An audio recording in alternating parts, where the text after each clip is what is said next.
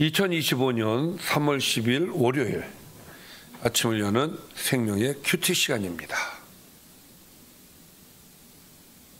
오늘 말씀은 요한복음 19장 31절에서 42절 말씀으로 예수님을 장사 지낸 용기와 사랑이라는 제목으로 함께 말씀을 나누도록 하겠습니다.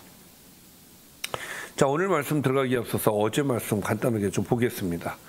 어제 말씀은 예수님께서 돌아가시는 십자가 위에서 돌아가시는 내용이었죠. 군인들이 예수님을 십자가에 못 박은 후 예수님의 옷을 나누어 가지고 또 위아래를 통으로 짠 속옷은 제비 뽑아 가져갑니다.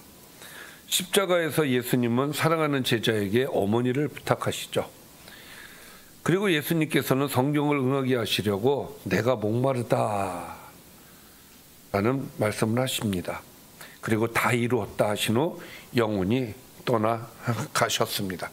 여기까지가 어제 말씀이었습니다.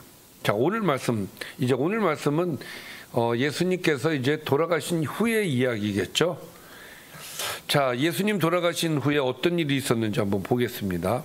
이날은 준비일이라 유대인들은 그 안식일이 큰 날이므로 그 안식일에 시체를 십자가에 두지 아니하려 하여 빌라도에게 그들의 다리를 꺾어 시체를 치워달라 하니 군인들이 가서 예수와 함께 못 박힌 첫째 사람과 또 그 다음 사람의 다리를 꺾고 예수께 이르러서는 이미 죽으신 것을 보고 다리를 꺾지 아니하고. 자, 다리를 꺾는다라는 말이 나오잖아요. 예수님 양옆에 또 함께 십자가에 달린 사람이 있었죠. 근데 그 양옆에 있었던 사람은 다리를 꺾었는데 예수님의 다리는 꺾지 않았다는 얘기예요. 그럼 다리를 왜 꺾느냐? 빨리 죽게 하기 위해서 꺾는 겁니다. 근데 예수님은 죽으셨어. 그래서 꺾을 이유가 없었던 것이죠. 그래서 예수님의 다리는 꺾지 않았다는 얘기입니다. 그러나 34절에 보니까 그중 한 군인이 창으로 옆구리를 찌르니 곧 피와 물이 나오더라. 죽음을 확실하게 확인하기 위해서 창으로 옆구리를 찌른 거예요. 자, 이것을 본 자가 증언하였으니 그 증언이 참이라. 그가 자기의 말하는 것이 참인 줄 알고 너희로 믿게 하려 함이니라. 자, 이 일이 일어난 것은 그 뼈가 하나도 꺾이지 아니하리라 한 성경을 응하게 하려 함이라.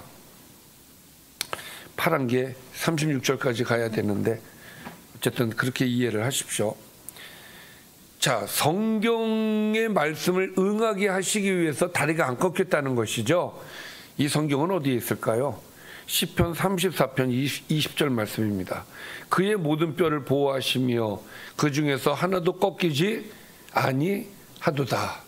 그 증언이 참인 것은 하나님의 말씀, 예언이 응했기 때문이다 라는 말씀인 것이죠.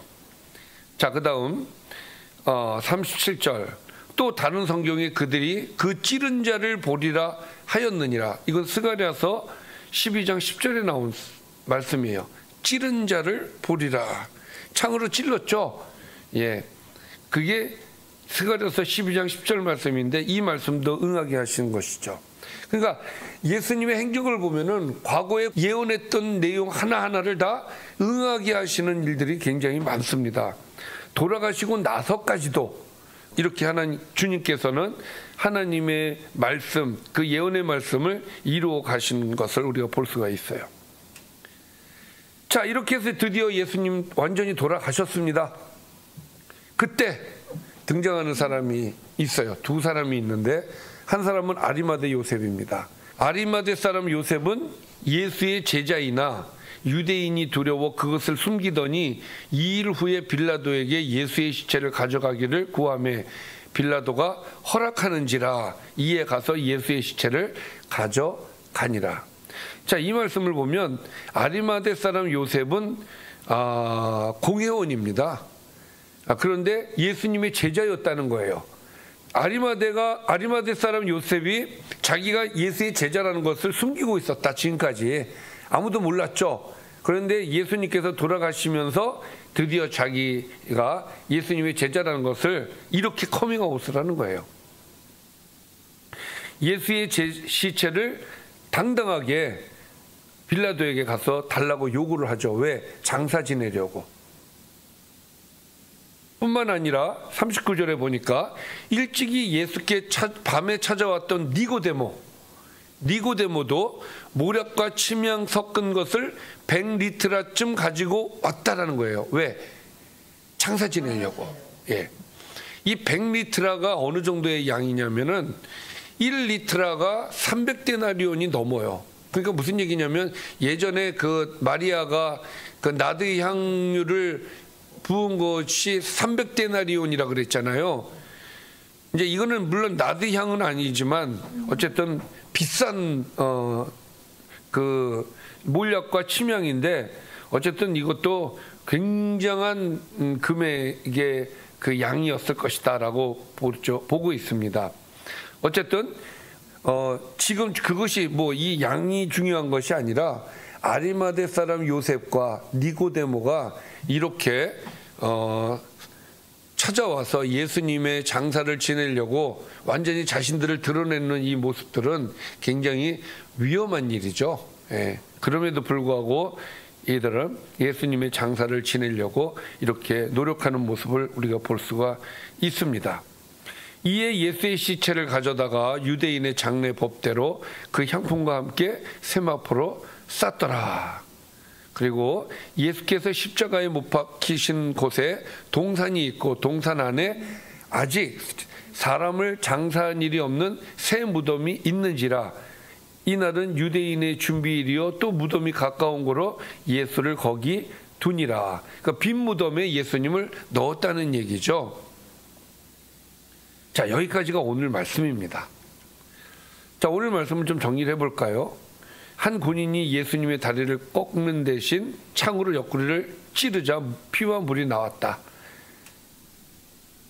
이 얘기고, 또 아리마대 요셉이 빌라도의 허락을 받아 예수님의 시체를 가져갔고 니고데모는 모략과 침향 섞은 것을 가져왔다는 이야기고, 또 이들이 예수님의 시체를 향품과 함께 세마포로 싸서 동산 안에 있는 새 무덤에 두었다라는 말씀인 거죠. 자, 여기까지가 오늘 말씀입니다. 오늘 말씀은 결국은 아리마대 요셉과 니고데모 얘기를 하지 않을 수가 없죠. 이렇게 위험한 상황 속에서 당당하게 내가 예수님의 제자라는 것을 알리는 것은 굉장한 용기죠. 용기가 없이는 진행이 될 수가 없는 겁니다. 적어도 그리스도인이라면 이래야 되지 않겠습니까? 예, 당당한 그리스도인. 부끄러운 복음이 아니에요. 부끄럽지 않습니다. 우리는. 예. 니고데모처럼 아리마대 요셉처럼 당당한 그리스도인이 되기를 주님의 이름으로 축원합니다. 기도하겠습니다. 살아계신 아버지 감사합니다. 오늘 주신 말씀 잘 기억하게 하여 주시고 우리도 아리마대 요셉과 같이 또 니고데모처럼 주님을 표현하고 주님을 자랑하고 살 수 있는 은혜의 신앙인이 될 수 있도록 함께하여 주옵소서. 예수님의 이름으로 기도드리옵나이다. 아멘.